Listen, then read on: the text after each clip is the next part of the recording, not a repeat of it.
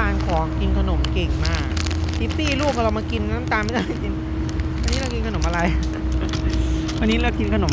ข้าวทอดนี่ไงน่าอย่าตีกันลูกอย่าตีกันไอ้ผู้ชายคนนี้ไม่กินหรอ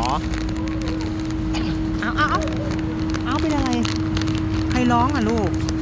ทิฟฟี่มาป้อนทิฟฟี่ชอบทิฟฟี่ชอบกินข้าวทอดยังไงยิงข้าวทอดอะไรไหมลูกน้องเราชอบกินข้าวทอดนี่หญิงเนาะอ้าวหนูดีไปไหนมาลูกหนูดีไปใส่มาหญิงข้าวทอดบออย่าไปไอ้พี่นี้น้ำตาลล่วงทิฟฟี่ลูกก็ต้องไปเบิ้งน้ำเขามึงกับเบิ้งมืออยู่นี่มือเอามือก็ไปญี่ปุ่น ญี่ปุ่นไหวแท้